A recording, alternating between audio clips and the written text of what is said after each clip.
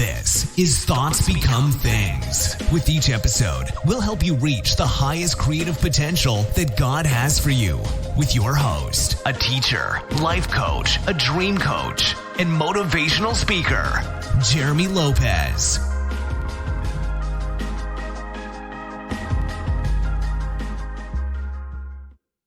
Welcome to another podcast of Thoughts Become Things. I'm Jeremy Lopez, and once again, so glad to be with you guys today, and I'm glad you are with me today as well. No matter where you are around the globe, I'm hoping that today is going really good for you, because you know what? You all deserve a great day. I think sometimes it's hard for us when we wake up in the morning to say, what do I deserve today? You know what? I deserve a great day today. I deserve to be happy. I deserve to be loved. And when we begin to move ourselves into that place to say, you know what? I choose happiness today. I choose joy today. I choose love today. Then you know what? Your day has no choice but to go great, right? Because you're choosing the things, fruit of the Spirit, and you're choosing the grace, the love, the peace, the going the extra mile. You're choosing the choices that God says, if you choose these things, you know what? Choose life, right? You're going to have abundance of life, and you're going to have a great life. So there's options for us to be able to choose. And I hope today you're waking up, and maybe if you're in the morning of your day or the afternoon or even the night, you're still saying, today, what's left of my day, I choose joy. I choose love. I choose to be happy. I choose to be loving to people. I choose to give people a smile that have a frown. I choose today joy. And if you do, I guarantee you the rest of your day will go great. It really will. So today, I am excited because here we are in April, guys. April 5th, 2023. Whoever thought we would be in 2023? I remember in the 80s when I was, of course, in the 80s when I was a teenager, I remember thinking 2023, man, we're probably going to be in rocket ships and spaceships, and our cars will float like the Jetsons, that was my dream. And yet we get in 23 and we think, man, we got so much progression and technology and iPhones and computers and Wi-Fi and internet, and wow, you can have something without a cord attached to it. But unfortunately, we do not have the flying cars yet. But hey, I'm looking for that to happen any day now. I tell you, I'm all about technology and progression and evolving into something great every day. You know what? Because we should do that way in God. Every day we should evolve into even a little bit more happiness, to where one day we're happy, tomorrow we're happier, and the next day we're the happiest, right? Everything goes from glory to glory, the Bible says. And so I'm excited because here in April 2023, I'm going to talk about my book of the month, which is called Why Didn't God Answer My Question? Now, you might think that's an interesting topic. It is it not? Because every one of us, there's not one of you, if you've had a father to pass away like mine, if you've had a sister who's sick, or if you had a boss maybe that didn't like you, or you had a job that, let's say you got fired from, or maybe your house got burned, or no matter what the case may be, good, bad, or ugly, every one of us, and I laugh about it because we're all in the same boat, right? Every one of us has said those words before. Why won't you answer me, God? Why didn't you hear me? Have I done something wrong? And we get all drama sometimes with God, do we not? Like, as if God is sitting there just looking, twiddling his thumbs, looking down, saying, oh, now you want to talk to me? God's always about our ways, and God loves us, and God goes before us before we even have to ask him to go before us. He just says, hey, you know what? You're my child. I'm going before you. I'm going to take care of you. I know the ending from the beginning. But in this book, it's powerful. And we have sold so many copies so far. It is unreal how many copies of this book we've sold. And we're also even getting now even testimonies back already. And here we are, just the 5th of April, and people are saying, I could not put it down, Jeremy. Like, I got this book, could not put it down. And they read the whole thing within a couple of days. And I'm like, wow, that's a lot of reading, You got a lot of time on your hands, and that's powerful. But one of the things I've realized in my life is, when you're hungering and thirsting after righteousness, like the Bible says, you'll be filled. You will be filled. And that's the key thing, is when you're desperate to find answers for things that you're not getting answers for, guess what? Life just changes for you. And when you read something about that, it's like, you know what? Wow, I just got a revelation, It answered a question for me about why my questions are not answered. And so this is why this book is so powerful. And some of the things I talk about in this book are things that really, I guarantee you, I give you my word, I can almost promise you that you'll walk away saying, wow, You might walk around thinking to yourself, wow, okay, in the past, I've been a little dumb about this. I will no longer ask God, why won't you answer my question? Now I know the answer. And this is what I target. I target everything imaginable of possibilities or angles of why maybe you feel your question is not being asked. And one of the things I challenge you on, first and foremost, is listen to my Mondays Instagram and Facebook Live. And I'm on Instagram and Facebook every Monday morning at 10 a.m. Central Time, where I teach maybe about 30 minutes to an hour on my book of the month. But I also give things that are not in the book, right? And I don't tell you the whole book, but I give you a fresh revelation of what God's given me right then and there that caters along the topics of the book. And so I definitely want to encourage every one of you, get in there, listen to this, get involved with us. All right? I think you would totally love it. But in this book today, I'm going to talk to you guys about a chapter that is called Beyond the Answer. Beyond the Answer. And I say that because I want us to be able to see today exactly when we say, God, why don't you answer my question? Don't you hear me? I need this answered. I need to answer by today by 5. I need to know why this is happening to me. I need to know why I got fired. And this chapter that says Beyond the Answer is extremely powerful, because some of the things I deal with and let people know about is you're not looking beyond the question, but also you're not allowing yourself to look on one side of the answer, but you're too busy looking on the other side of the answer. The other side of the answer is of what you're not getting. But you need to look on beyond the answer to say, okay, if I have an answer, does this really, and I want you to think good and hard about this, folks, okay? Good and hard. Is this really going to bring peace to me? Is it really going to say, oh, wow, now I know, I can move on now. I can guarantee you 9 times out of 10, or the majority of you, probably 99.9% of you are going to say, gosh, you know what, Jeremy? You hit me between the eyes, because you're right. It doesn't really answer. It doesn't bring me peace. Why? Because one question with an answer will always open up another can of worms. It's like the old saying, don't open up that Pandora box, open up that can of worms. Why? Because the moment something is released, man, we're human beings. We're going to continue to ask more and more and more and more questions. And the key thing is it's going to take us down a rabbit hole that never brings satisfaction. It never brings us to a foundation where we say, oh, wow, that's it. Got it. No problem. No sweat. Let me give you guys a great example.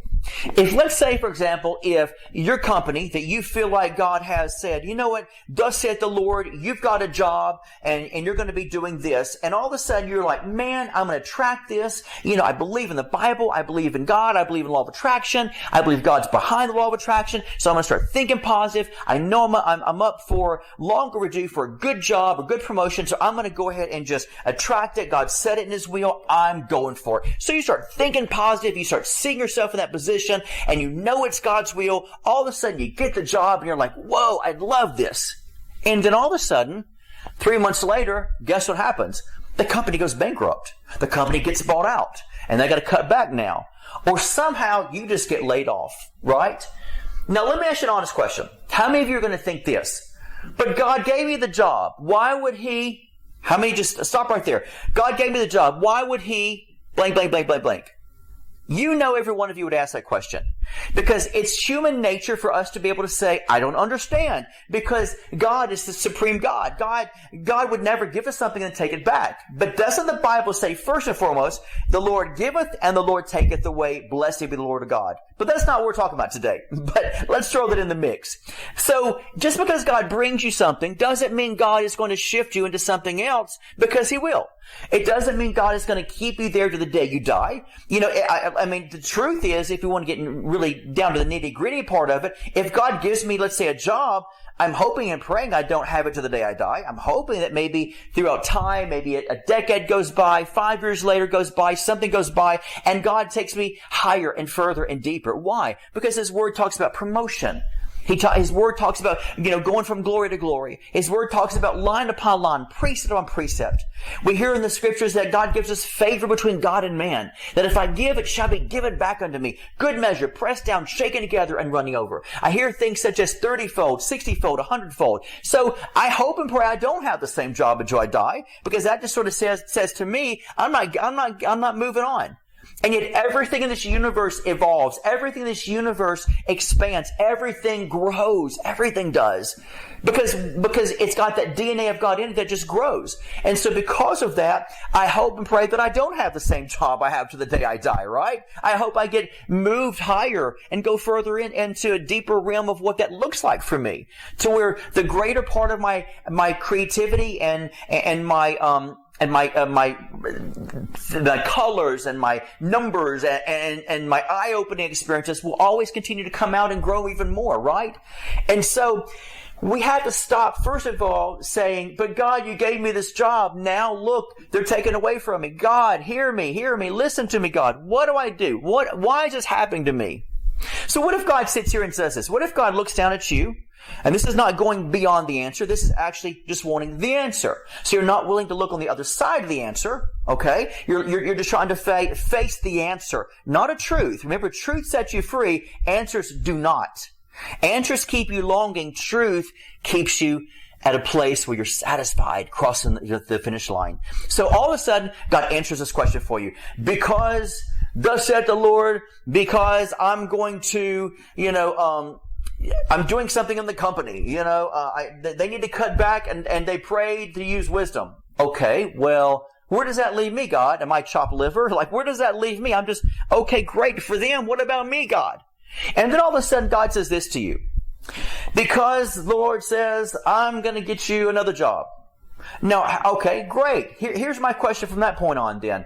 Okay, God, where? Okay, I'm a little confused, God, because I just got let off my job and they let me go. And what am I going to do between now and the time I get this other job? Where's this other job going to be? Am I experienced for it? Am I not experienced for it? Well, God, I don't understand. I thought you gave me this job to begin with. Well, Lord, here I am. And you go on and you go on and you go on.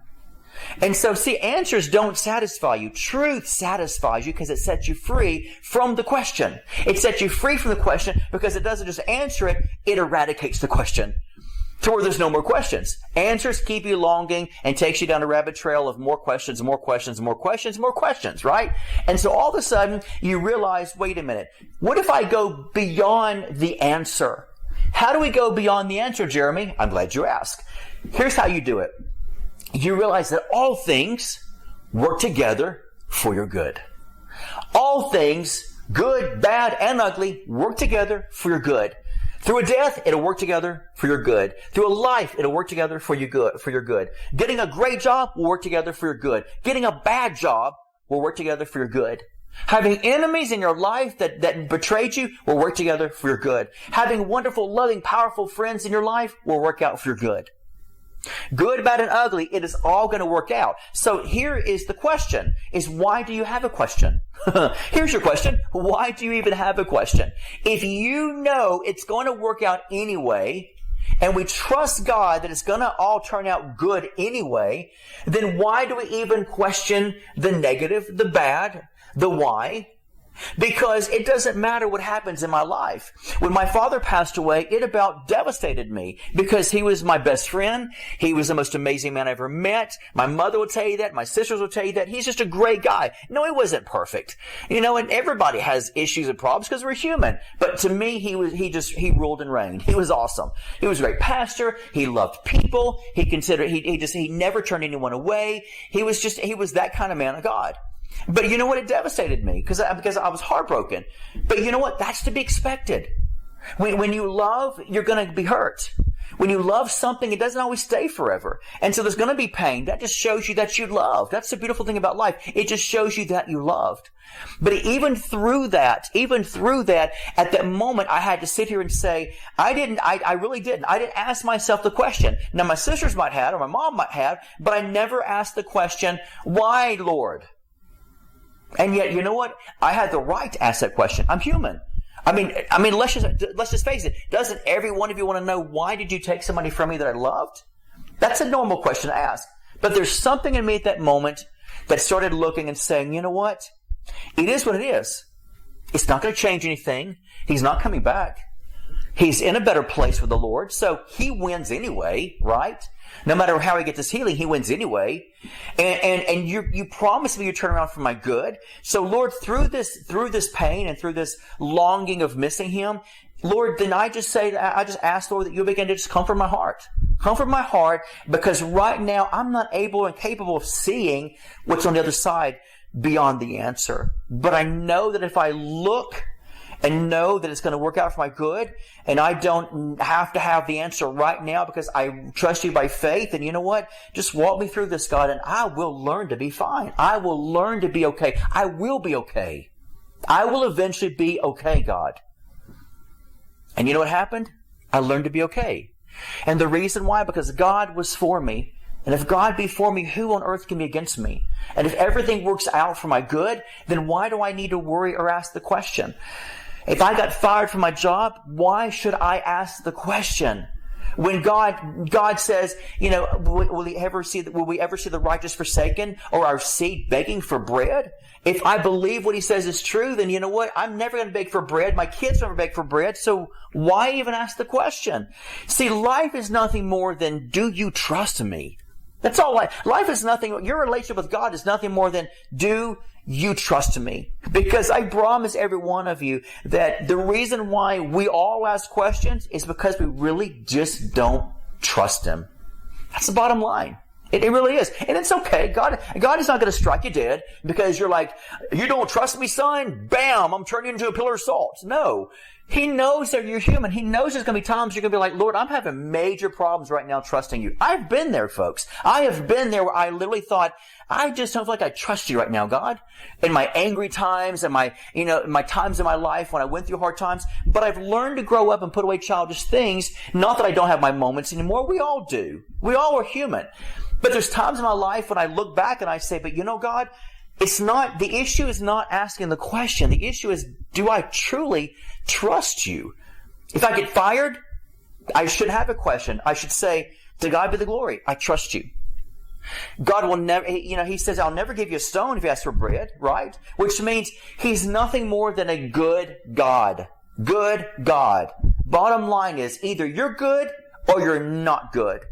And if you choose in the back of your subconscious mind, in the depths of your spirit, in the bottom of the well of your soul, if you can say, I know that he's good, then you should never have a question again. Now, is it wrong to ask questions? No.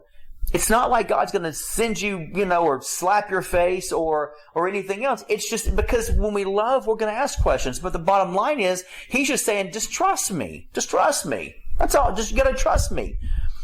And so I've learned not to say, why did this happen? Now, there's times that might want to pop in my mind a time or two, but I've realized that when I begin to discover all of this revelation on the idea of learning to have the understanding about the fact, did God answer my question? My real question should be, why are you asking God if he answered your question, Jeremy? That's the real question, not to God, but to myself. Why are you asking God this question? And then once I ask myself that question and not God, then I should say, you know what? I trust him. This too shall pass. Something's going to be worked out for my good. It will make me a better person. And hopefully my character, my personality will be better through this. And all my friends said amen. And something in my life will change. Something, don't know what, can't put my finger on it, my hand on it, but something, somehow, life will be better. And that's the truth. That is the truth that should set you free. That right there, my friend, is the truth. He died to give you life more abundantly. There's a life that you have to learn to just say, I trust that he's given me life. Bottom line. I trust that God has given me life, and he has. End of story. The moment you go down that road of, why did you, God? Why? The moment you do, trust me, folks, it doesn't turn out pretty. And you might say, but I just need God to answer me. No, you really don't. Because the moment God answers you of what you're feeling like maybe you're needing to hear, you will continue to ask more and more and more and more questions, and you will not be satisfied. When truth comes and it's revealed to you, and here's what truth looks like.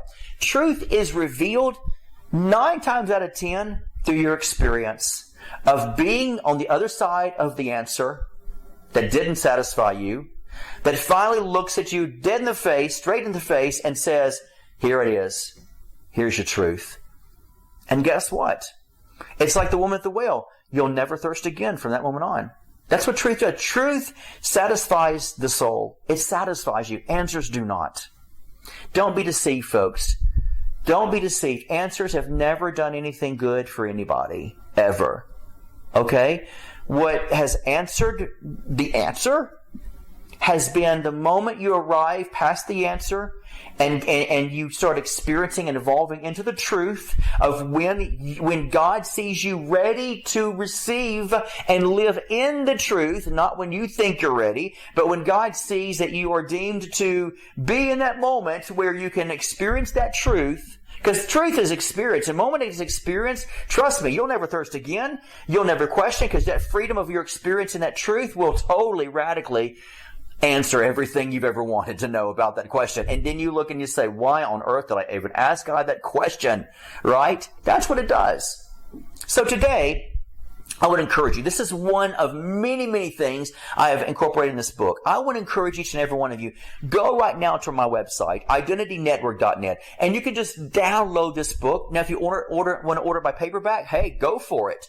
And if I'm in the office, I would be more than happy to autograph it for you, because I know many of you save my books that are autographed. I'm more than ready and able to autograph the book for you before my team ships it out to you.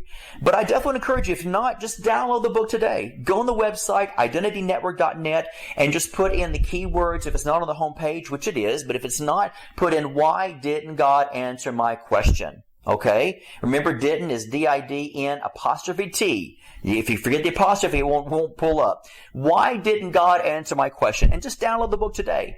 I guarantee you it'll satisfy your soul, all right? It'll help you out to answer some of your quote-unquote questions, right? About why you're asking questions. So do that today. And as always, when I close, I want to always say this to you guys, because I want to be able to get it in your heart to understand that really happiness is a choice and joy is a choice. And your attitude of how it is a choice. And you can't say nobody made me get mad. She made me get upset. That's almost like saying this, that if you have a husband and wife at home, and let's say she gets aggravated and the husband, says something to the effect of, she made me hit her. Really? Okay, so now your spousal abuse is because it's her fault, right? Think about how lame that is and how warped that is, right? So don't ever say to yourself, well, she made me mad or he made me upset. No one can make you mad or upset, much less ever cause you to hit somebody, but no one can except you. You welcome it into your life. So with that said, remember today, folks, happiness is a choice. If you don't like your day, I got a great idea for you. Change your thoughts right now. Change your thoughts, your attitude of how you see your day and how you see you in this day. I guarantee you, those thoughts will become things and your day will change. God bless. This has been the Thoughts Become Things podcast with Jeremy Lopez, helping you reach your highest creative potential that God has for you. For more episodes, products, and information on Jeremy, visit www.identitynetwork.net.